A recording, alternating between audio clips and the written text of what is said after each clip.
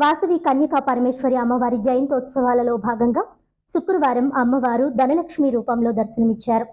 ధవళేశ్వరంలో వాసవి కన్యకా పరమేశ్వరి అమ్మవారి జయంతోత్సవాలలో భాగంగా శుక్రవారం అమ్మవారు ధనలక్ష్మి రూపంలో దర్శనమిచ్చారు. సుమారు 6 లక్షల రూపాయలు కొత్త నోట్లతో సుందరంగా అలంకరించారు. అమ్మవారిని పెద్ద సంఖ్యలో భక్తులు దర్శించుకుని తీర్థ ప్రసాదాలు స్వీకరించారు. శనివారం గ్రామోత్సవంతో ఉత్సవాలు ముగుస్తాయని నిర్వాహకులు తెలిపారు. శ్రీ గురుభ్యో నమః. జై వాసవి. శ్రీచక్ర సహిత శ్రీ వాసవి కన్యకా పరమేశ్వరి అమ్మవారి దేవాలయం ధవళేశ్వరం శ్రీ రామపాదాల క్షేత్రమందు నిర్మించడం జరిగింది. పునాల నిర్మాణం పంచాహినిక వార్షికోత్సవంలో భాగంగా అమ్మవారి జయంతి సందర్భంగా ఈరోజు చిన్నారుల చేత, అవివాహితులైనటువంటి చిన్నారుల చేత మరియు సామూహికంగా మహిళల చేత కుంకుమార్చన జరిగింది. మరియు ఈ వాసవి కన్యకా పరమేశ్వరి అమ్మవారి యొక్క మహోన్నతమైన చరిత్ర, కుసుమశ్రేష్ఠి కుసుమాంబ సంతానము లేని పరిస్థితిలో యాగాన్ని చేశారు, పుత్రకామేష్టి యాగం. ఆ యాగ ఫలం చేత అవతారిని వంటి శ్రీ పార్వతీదేవి అవతారం ఉన్నటువంటి కన్యకా పరమేశ్వరి వారి గర్భాన్న జన్మించింది. అమ్మవారి యొక్క దివ్య చరిత్ర వెనుగొండ క్షేత్రమందు జరిగింది. అయితే ఆ అమ్మవారి బాల్యం నుంచి అనేక విద్యాబుద్ధులు మరియు సకల శాస్త్రాలు నేర్చుకుని సాక్షాత్తు పరమేశ్వరి యొక్క అవతారం వంటిది కన్యకా పరమేశ్వరి. అయితే రాజమహేంద్ర యొక్క రాజరాజ నరేంద్రుడి యొక్క కుమారుడైనటువంటి మోహించి ఆ అమ్మవారిని వివాహం చేసుకోవాలని ఆశపడతాడు.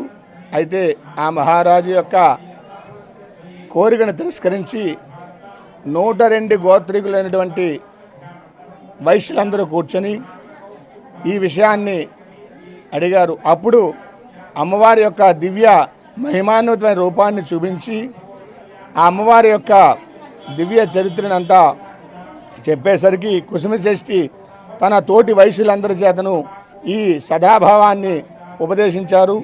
అయితే అమ్మవారి యొక్క పరమేశ్వరి యొక్క అవతారం తెలుసుకొని ఆమెతో కూడా సతీ సమేతంగా 102 గోత్రీకులు అందరూ కలిసి వివాహానికి తిరస్కరించారు. అప్పుడు ఆ కన్యకా పరమేశ్వరి అమ్మవారు దివ్య రూపాన్ని ప్రసాదించి అందరికీ తన తోటి కులస్తులందరినీ సదా నాతో పాటు అందరూ 102 గోత్రీకులు కూడా అగ్నిహోత్రం కావాలని చెప్పింది.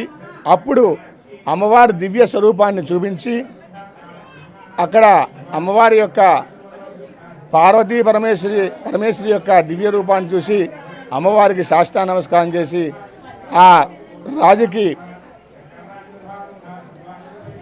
తన శిరస్సుని 1000 చెక్కలు చేసి రాజును సంహరించింది.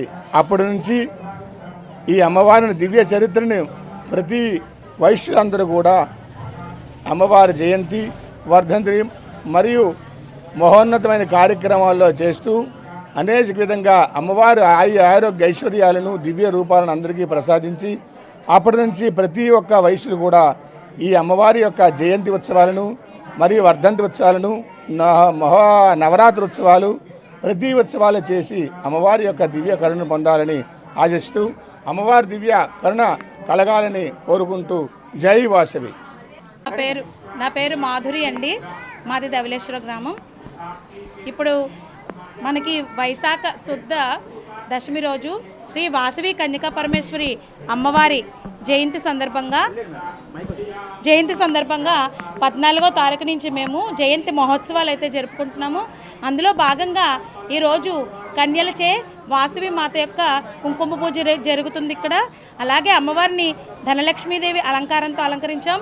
ఎందుకంటే అమ్మవారి స్వరూపం అష్టమూర్తులు అష్టలక్ష్మిలు కూడా అమ్మవారి స్వరూపమే కాబట్టి మేము ధనలక్ష్మి అమ్మవారితో 6 లక్షల రూపాయలతో అలంకరణ చేయడం జరిగింది.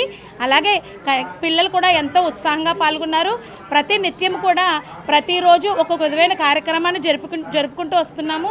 పూజ మొదటి రోజులో భాగంగా మేము మొదటి రోజులో పుణ్యవచనం, గణపతి పూజ అవన్నీ స్టార్ట్ అయినాయి. రెండవ రోజు ముత్తైదువులచే ఒక 50 మంది కుంకుమ పూజలు జరిపించుకోవడం జరిగింది. అలాగే మూడవ రోజులో భాగంగా వరసిద్ధి వినాయక స్వామి వారికి అభిషేకం చేయడం జరిగింది. అలాగే నాలుగో రోజులో భాగంగా సుబ్రహ్మణ్యేశ్వర స్వామి యొక్క విశేషమైన అభిషేకం జరిగింది. మారేడు దళత సహిత తేనెతో సుబ్రహ్మణ్యేశ్వర స్వామికి అభిషేకం చేయడం జరిగింది.